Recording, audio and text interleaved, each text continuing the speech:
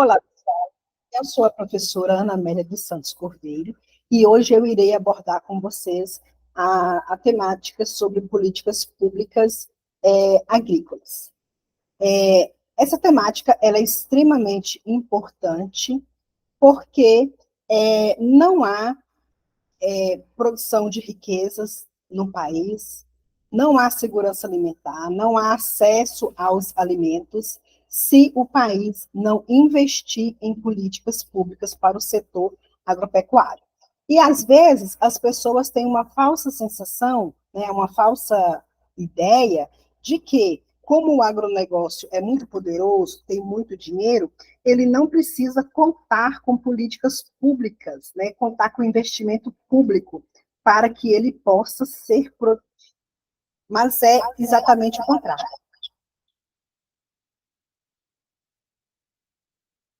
É o contrário porque ele só é produtivo porque ele conta com várias políticas públicas. Então, nós vamos tratar hoje sobre a importância das políticas agrícolas, sobre o Plano Safra e o contexto histórico de algumas políticas públicas brasileiras, né, o PROAGRO e o PRONAF. Primeiro, qual que é a importância das políticas agrícolas? E o que é a política agrícola? A política agrícola é um conjunto de medidas que orientam as atividades agropecuárias conforme o interesse da economia rural, prestando assistência ao produtor e amparo à propriedade de terra. Isso está descrito na Lei 4.504, de 30 de novembro de 1964. Né? Então, já é uma lei que existe há algumas décadas. E qual que é o objetivo das políticas agrícolas? É fomentar, é incentivar o crédito, tá? A possibilidade da pessoa ir ao banco, fazer o empréstimo para investir no setor agropecuário, apoiar a comercialização, garantir o abastecimento de comida, tanto no campo quanto na cidade. Volta e meia a gente vê alguma reportagem criticando o preço da batata, o preço do tomate, do feijão, mas a gente precisa, por trás disso, analisar o porquê aquele produto está caro.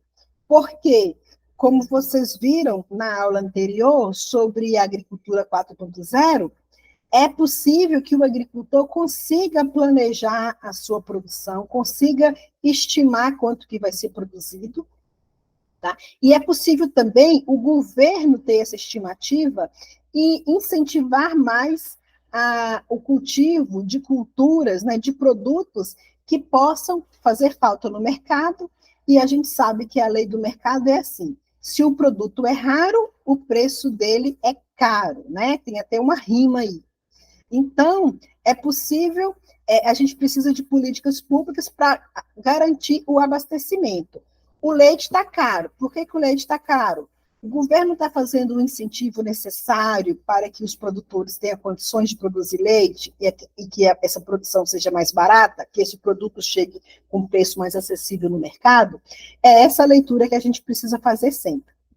Outra coisa importante dessas políticas é minimizar os riscos na produção. A gente fala muito, né, que a agricultura é uma atividade de risco. A gente precisa superar isso e tratar a agricultura com mais previsibilidade, né? A gente tem que prever mais o que pode acontecer e diminuir os riscos da produção. Minimizar, né, diminuir os prejuízos causados pelas intempéries, pelas mudanças climáticas. A pessoa planta uma lavoura, aí vem um granizo, aí vem uma tempestade, vem um vento, vem uma chuva forte e acaba com aquela lavoura. Então, a gente tem tecnologia para poder saber daqui quanto tempo, qual é a chuva que vai cair, qual é a probabilidade de ter uma tempestade.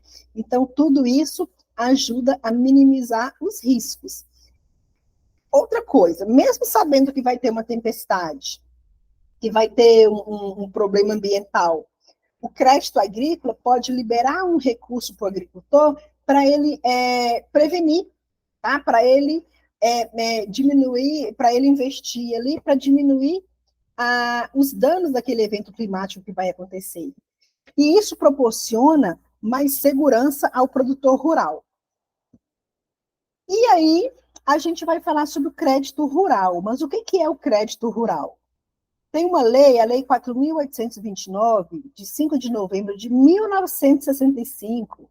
Lá no artigo 2, ela considera crédito rural o suprimento, né, o fornecimento de recursos financeiros por entidades públicas e estabelecimento de créditos particulares a produtores rurais ou as cooperativas de produtores rurais para que eles possam aplicar exclusivamente em atividade que se enquadre nos objetivos indicados na legislação em vigor. Ou seja, o crédito rural, ele só pode ser aplicado em atividades rurais. A pessoa não pode pegar um crédito rural e comprar Bitcoin e investir na bolsa. Não, ele precisa investir na atividade agropecuária. Por isso que ele é um crédito, que ele é um empréstimo que o agricultor faz com juro baixo, com facilidade de pagamento. Ele pega um dinheiro nesse ano, às vezes ele tem 2, 3 anos para começar a pagar. Quando ele paga parcelado. Então, ele tem uma facilidade de pagamento daquele empréstimo. E com um juro baixo, um juro bem mais baixo do que quando a gente faz um empréstimo no banco normal, assim, sem ser produtor rural. E no artigo 3 dessa lei, fala que o crédito rural ele tem alguns objetivos específicos, que é estimular o incremento ordenado dos investimentos rurais, inclusive para armazenamento, beneficiamento e industrialização dos produtos agropecuários, quando efetuados por cooperativa ou pelo produtor na sua propriedade rural. Favorecer o custeio oportuno e adequado da produção e a comercialização de produtos agropecuários, possibilitar o fornecimento econômico dos produtores rurais, principalmente pequenos e médios, tá? Esses agricultores não têm recurso para tocar uma lavoura por conta própria, eles precisam desse financiamento público. Incentivar a introdução de métodos racionais de produção, visando o aumento da produtividade e a melhoria do padrão de vida das populações rurais e também melhorar a defesa do solo. Por quê? Quando a gente não maneja o solo adequadamente, a gente perde esse solo por erosão, por contaminação, e depois que a gente perde um solo, é muito difícil de recuperá-lo. Recentemente, o governo lançou o Plano Safra 2024-2025, o título é Plantar com Responsabilidade, Colher Oportunidades. O que é o Plano Safra? O Plano Safra, ele é um plano, vai falar do planejamento do governo para liberar recursos para a agropecuária empresarial. Nessa virada de ano de 2024 para 2025, o governo vai liberar 400,59 bilhões de reais para a agricultura empresarial, né, para os grandes empresários rurais. Além disso, ele vai liberar mais 108 bilhões em recursos de LCA para emissão de CPR. São nominhos, são siglas um pouco complexas, mas o que eu quero que você saiba em relação a isso? LCA é linha de crédito para a agricultura. A pessoa que investe na bolsa, ela pode investir na bolsa de valores, mas ela pode também, na hora de investir na bolsa, ela pode investir nos produtores rurais. Então, a pessoa tem um dinheiro, ela pega esse dinheiro e investe para que aquele dinheiro seja emprestado para os agricultores. Quando os agricultores forem pagar aquele dinheiro, vai pagar com juro. Então, quem emprestou o dinheiro acaba recebendo parte desse juro, certo? E é uma forma legalizada de investir dinheiro, e isso também ajuda o país, porque esse dinheiro não sai só dos cofres públicos, né? Vocês, quando vocês estiverem aí com o burro na sombra, ganhando dinheiro, vocês podem falar, olha, eu vou investir em LCA. O que é isso? Eu vou investir um dinheiro para que o produtor pegue esse dinheiro emprestado e depois me pague o juro, certo? Então, o governo passou o recurso do Plano Safra para 108 bilhões de reais. para incentivar a agropecuária a nível nacional. Aqui embaixo tem uma notinha. LCA, eu falei linha, na verdade é letra de crédito ao agronegócio. É investimento de renda fixa emitido pela Caixa Econômica Federal, que tem como lastro, né, empréstimos e financiamentos realizados pela Caixa relacionados com a produção, comercialização, beneficiamento, industrialização de produtos e insumos agropecuários, de máquinas e implementos utilizados na atividade agropecuária. Certo? Vocês podem dar uma pesquisadinha aí mais sobre LCA. E o CPR é uma série do produtor rural que é representativa de promessa de entrega de produtos, com ou sem garantia. Ou seja, o agricultor vai fazer um empréstimo, ele dá a produção como garantia. Então, se tiver produção, ele vai pagar a conta. Então, a própria produção é garantia do pagamento. Analisando o Plano Safra 2020-2024, com os últimos anos, observa-se que é o maior Plano Safra da história, tá? Aqui de laranja, a gente tem o recurso que foi investido para os grandes produtores e de azul para os pequenos produtores. Então, em 2003, 2004, lá no primeiro governo Lula, o investimento em Pronaf, em agricultura familiar, era em torno de 20,4 bilhões de reais. Para o agronegócio, para a agricultura empresarial, era em torno de 87 bilhões. No governo Dilma, do agronegócio chegou a 218 bilhões, a agricultura familiar subiu para 37 bilhões. No governo Temer, subiu para 22,3 bilhões e 46 bilhões. No governo Bolsonaro, para 257 bilhões para o grande e 43 para o pequeno. No governo Lula, subiu para 400 bilhões para os grandes e 76 bilhões para os pequenos. Ou seja, do terceiro governo Lula para o primeiro governo Lula, ele mais que triplicou o investimento na agricultura familiar e multiplicou aí por mais de 4 vezes o investimento para os grandes produtores. O Plano Safra, ele é divulgado no dia 1º de junho de um ano, e ele é bianual, né? Tipo assim, 2023, 2024, ou 24, 25. E aí, primeiro, a Secretaria de Política Agrícola faz um estudo para analisar quais os setores que tem que haver maior produção, quanto de produção, por exemplo, quanto que o país já prometeu que vai exportar para outros países. Então, todas essas informações vão nortear o Plano Safra. Então, a tomada de decisão, ela é feita junto da Secretaria de Política Agrícola e o Ministério da Agricultura.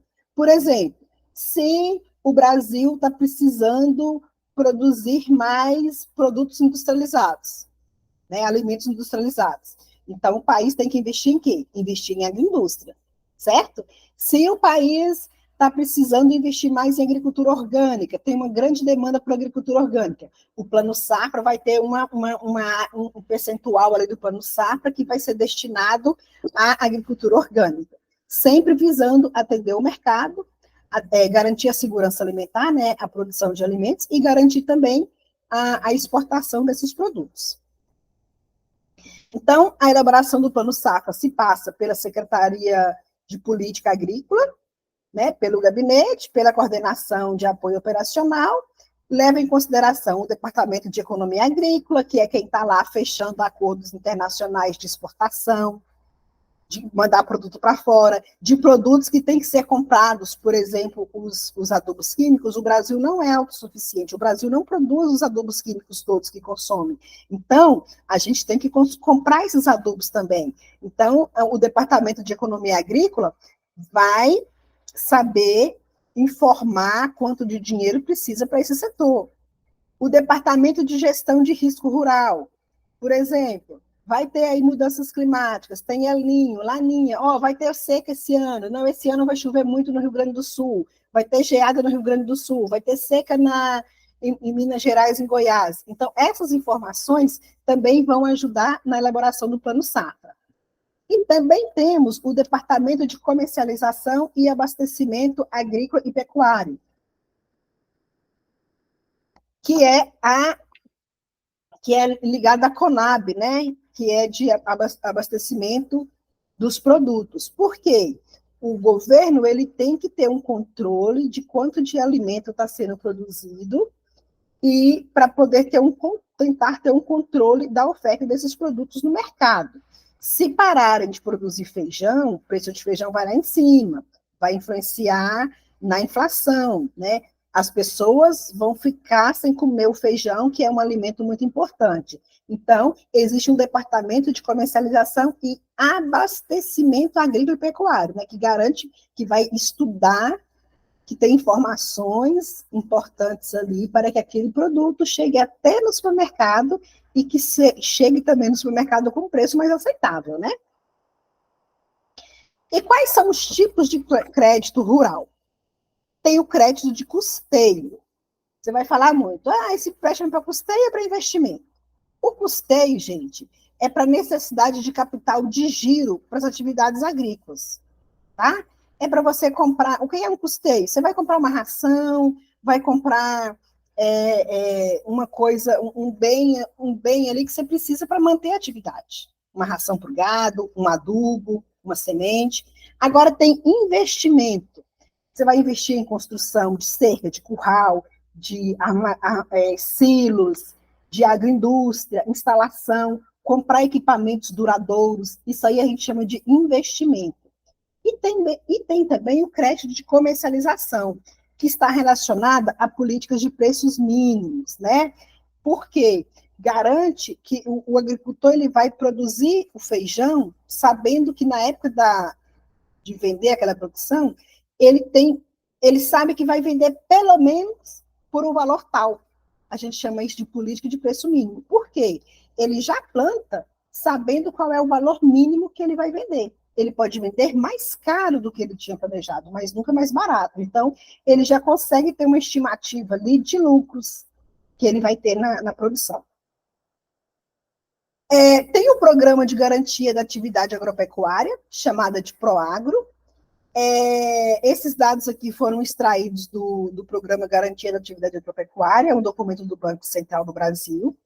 Esse programa, o Proagro, ele é um programa do governo federal que garante o pagamento de financiamentos rurais de custeio agrícola quando a lavoura amparada, né, a lavoura que tem seguro, tiver sua receita, o seu lucro reduzido por causa de eventos climáticos, por causa de pragas, de doenças, que mesmo o produtor tentando não conseguiu fazer o controle.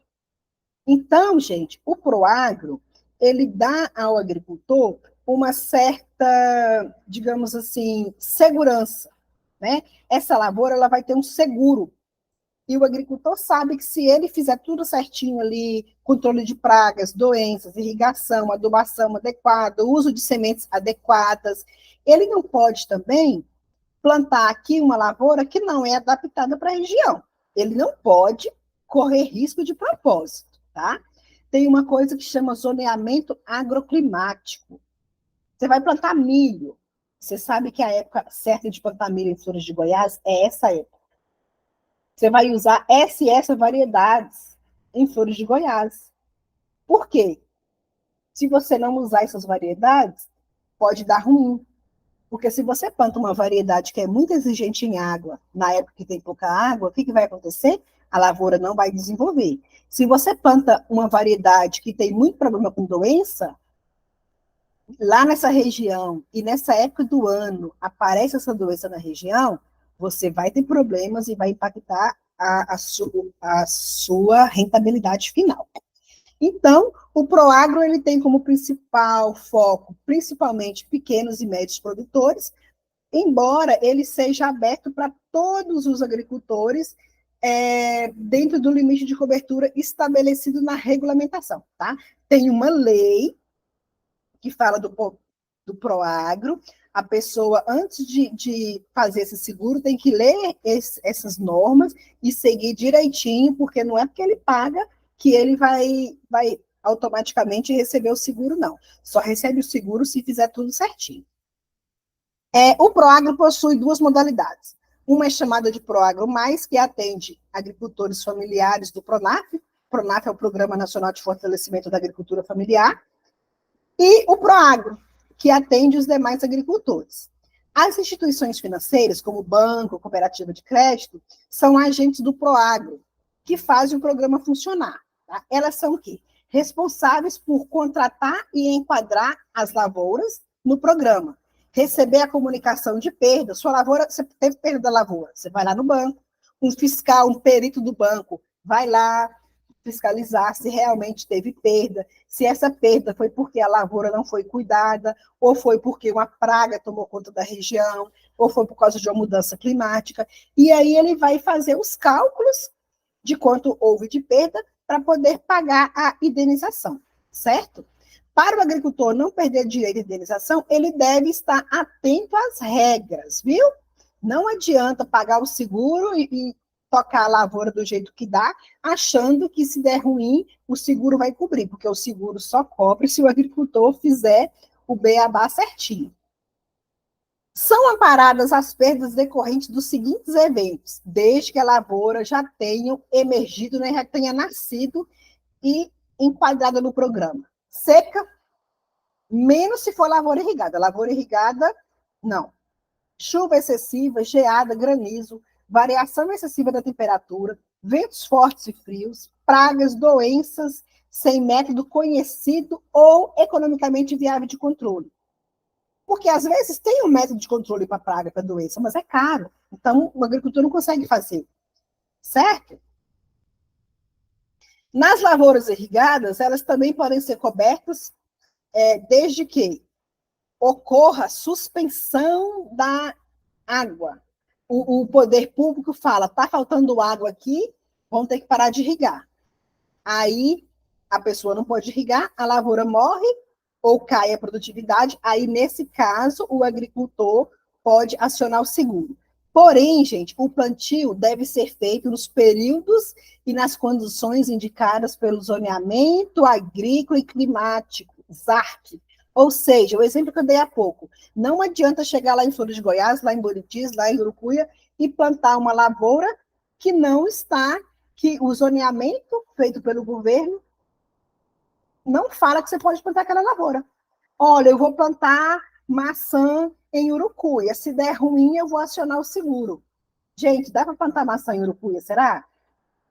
Ou eu vou plantar milho sequeiro sem irrigar no mês de março. Se der prejuízo, eu vou acionar o seguro.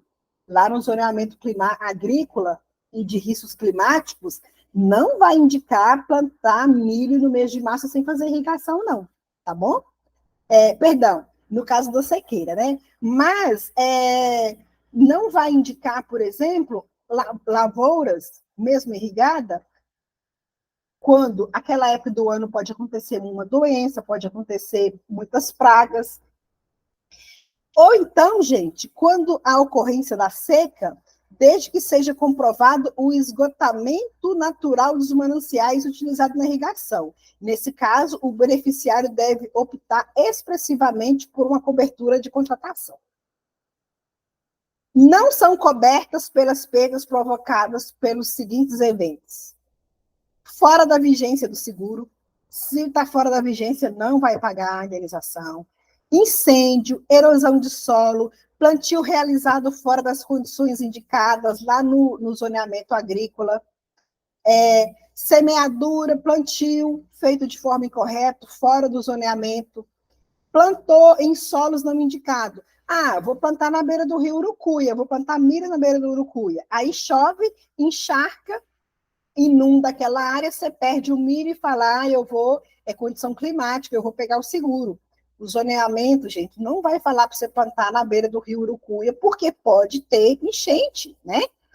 Falta de práticas adequadas para o controle de pragas e doenças, deficiência nutricional provocada pela falta de adubação adequada, o uso de tecnologia inadequada, a exploração de uma lavoura há mais de 3 anos numa área. Lembra que eu já falei com vocês nas aulas anteriores que a gente tem que fazer rotação de cultura? Plantou milho, vamos plantar feijão. Plantou feijão, vamos plantar abóbora. Vamos plantar outra cultura, por quê? Se plantar milho, plantar sorgo, plantar capim, a cigarrinha chega e faz a festa. Se você planta feijão, depois planta soja, são plantas da mesma família, então as doenças e praga já vão passar para outra lavoura. Então a gente tem que fazer rotação de cultura, plantar cultura de famílias diferentes, tá bom? Para quê? Para quebrar o ciclo de pragas e doenças. Também é quando a gente não faz as práticas adequadas de conservação e fertilização do solo. Aí tem algumas doenças, como cancro da haste e nematóide de cisto na cultura de soja, quando a gente plantar variedades que são suscetíveis a essa doença. Você vai plantar essa variedade, você sabe que essa variedade tem problema de cisto e de nematóide e cancro da haste. Você vai plantar sabendo que vai ter problema, acreditando que o seguro vai cobrar? Não vai dar certo, o seguro não vai cobrar. Quando for criação de animais, doença causada por gripe aviária, né, que é a influenza aviária, ou mal da vaca louca, o seguro também não cobre, e lavouras irrigadas, secas ou estiagem ou chuva na fase de colheita ou geada, quando considerados eventos comuns ou conhecidos naquela região. Você sabe que aquela época do ano tem enchente, você sabe que aquela época do ano tem seca, você sabe que aquela época do ano tem geada. Você está correndo aquele risco, o seguro não vai colaborar com você, não. Então, você pode também perder a garantia do seguro quando a pessoa não lê o seguro, tá? Não lê o contrato, e aí ele, por exemplo, falsifica documentos, ele fala que plantou numa área e plantou em outra, entendeu? Então, a pessoa tem que ler as normas claramente para saber em quais situações ele pode ter o direito de ter o seguro, caso ele tenha perdas na produção. Já o programa PRONAF, que é o Programa Nacional de Fortalecimento da Agricultura Familiar, ele é dedicado a subsidiar, né, a financiar os agricultores familiares. E o que é o PRONAF, gente? Os agricultores e produtores rurais, os empreendimentos da agricultura familiar, silvicultores, né, que é quem planta árvores para madeira, para fazer papel, pescadores artesanais, aquicultores, que é quem cata caranguejo, quem cata marisco, pescadores, cooperativa da agricultura familiar e pessoas que enquadram na DAP ativa ou CAF do PRONAF. O que é DAP? DAP é Declaração de Aptidão do Produtor. É uma declaração que o agricultor pega para provar que ele é agricultor familiar. Pessoas que têm uma renda anual de até R$500 mil. E eu achei bem interessante isso, porque é comum as pessoas acharem que o agricultor familiar ele é um agricultor muito pobre. Mas pensa, se o agricultor tem uma renda bruta de até R$500 mil por ano, ele pode ainda ser classificado como agricultor familiar e pode acionar, ser beneficiado pelo PRONAF. Para isso, gente, pelo menos 50% da renda da família tem que ser da atividade agropecuária. E esses agricultores, eles podem ter até 4 módulos fiscais. O que é módulo fiscal? Aqui em Arinos, um módulo fiscal, eu acho que são 270 hectares. Então, é 270 vezes 4. Lá em Brasília, a terra é mais valorizada. Então, a terra lá, um módulo fiscal, é uma área pequenininha. Então, tem lugares que o módulo fiscal são 20 hectares. Aí é 20 vezes 4, certo? Então, não há uma quantidade fixa de hectares que cada produtor pode ter. Ele precisa saber quantos hectares tem um módulo fiscal na sua região. A gente que está aqui no Cerrado, áreas... a gente tem problema com falta de água em determinadas épocas do ano, os solos são meio pobres. O que acontece? Um módulo fiscal é uma área grande. Você vai para São Paulo, lugar que chove muito, a terra é muito valorizada, as terras são melhores, o módulo fiscal é menor. Por quê? Uma família consegue viver lá com a terra menor. Aqui, se a pessoa tiver uma terra menor, ela não vai ter condições de viver nessa terra, né? Então, a DAP, a Declaração de Aptidão do Produtor, é um documento que comprova que ele é um agricultor familiar ou da reforma agrária, possibilitando ele até acesso às políticas públicas, tá? Já o CAF-Pronaf, a pessoa entra lá no sistema CAF-Web, que está aqui, está escrito aqui, do governo brasileiro, e ele faz pelo sistema, ele mesmo consegue baixar essa declaração e fazer o empréstimo. O DAP, ele tem que ir até a Emater e falar, eu quero fazer um DAP, uma declaração para provar que eu sou agricultor, para eu poder fazer o empréstimo de Pronaf. O Pronaf, existem vários tipos de Pronaf, tem o Pronaf Custeio, que é financiamento de itens de custeio relacionado à atividade agropecuária. As taxas são de 3% a 6% ao ano. O Pronaf é agroindústria para ter o investimento de beneficiamento de armazenamento,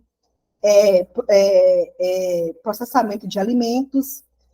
O prazo para pagar é de até 120 meses, ou seja, até 10 anos. O agricultor tem até 3 anos de carência. O que é isso? Ele começa a pagar daqui 3 anos, quando a atividade já estiver dando lucro, tá bom? Se o agricultor comprar uma caminhonete com esse recurso, uma caminhonete de carga, ele tem até 1 ano para começar a pagar esse financiamento.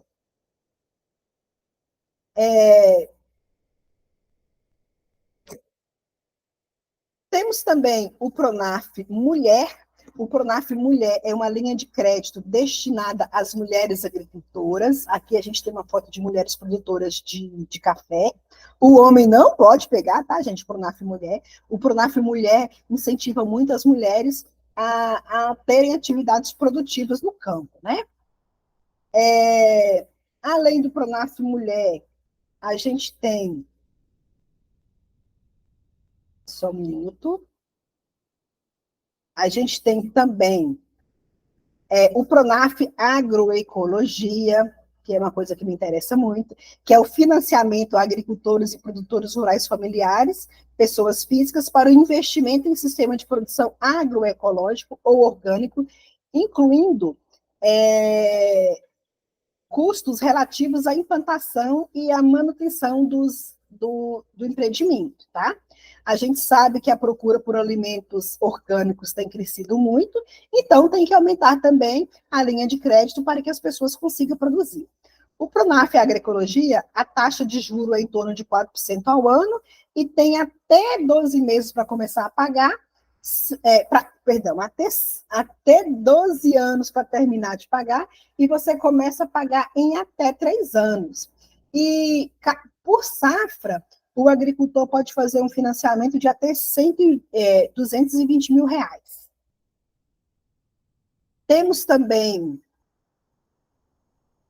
o Pronaf Bioeconomia, que é o financiamento a atividades, né, que visam a produção de energia renovável, tecnologias ambientais, armazenamento hídrico, pequeno aproveitamentos hidroenergéticos, silvicultura, né, que é a produção de madeira, adoção de práticas conservacionistas do solo, correção da acidez e da fertilidade do solo, visando sua recuperação e também a capacidade produtiva destes solos. Temos o Pronaf Mais Alimento, o financiamento com redução teve uma redução, antes pagava-se 5% de juro ao ano. Hoje, isso para a compra de máquinas de pequeno porte, tá? Esse juro caiu para 2,5% para comprar máquinas pequenas, para ajudar ali no beneficiamento, na colheita. Por quê? Porque a gente precisa modernizar a agricultura, né? Então, pode comprar silos, automação, câmara fria para manter o alimento conservado, lugar para guardar grãos, frutas, tubérculo, bulbo, né, a cabeça de cebola, de alho, hortaliças, tá? Tanque de resfriamento de leite, ordenhadeira de leite, tudo isso pode ser financiado pelo Mais Alimento. Temos o Pronaf Jovem, que eu imagino que vocês se interessem. O Pronaf Jovem, eu trabalhei um tempo na divulgação do Pronaf Jovem. Ele é um financiamento para jovens que têm entre 16 e 29 anos. Esses jovens têm que ser produtores rurais, né? Têm que serem agricultores junto com suas famílias, tá? E para eles acessarem ao Pronaf Jovem, eles precisam ter um curso técnico em agropecuária, ou agronomia, ou veterinária, ou então fazer um curso do Senar, do Sebrae, para que ele possa ter condições de tocar o seu empreendimento. Então, de repente, vocês se interessem pelo Pronaf Jovem, tá? Então, procurem saber sobre o Pronaf Jovem. Tem o Pronaf Microcrédito, que é para aqueles agricultores que têm uma renda menor, é um financiamento a agricultores e produtores rurais, pessoas físicas, que tenham obtido uma renda familiar de até 50 mil reais nos últimos 12 meses, tá? Tem o Pronaf Cota Parte, que é um financiamento para incentivar as pessoas a se associar a cooperativas de produção rural, tá bem? Tem o programa de acesso à terra, com recursos destinados à regularização fundiária, que é despesa com serviços de georreferenciamento, tributos, custas de cartório, taxas que tem que pagar para o governo. Essas políticas de acesso à terra custeiam isso.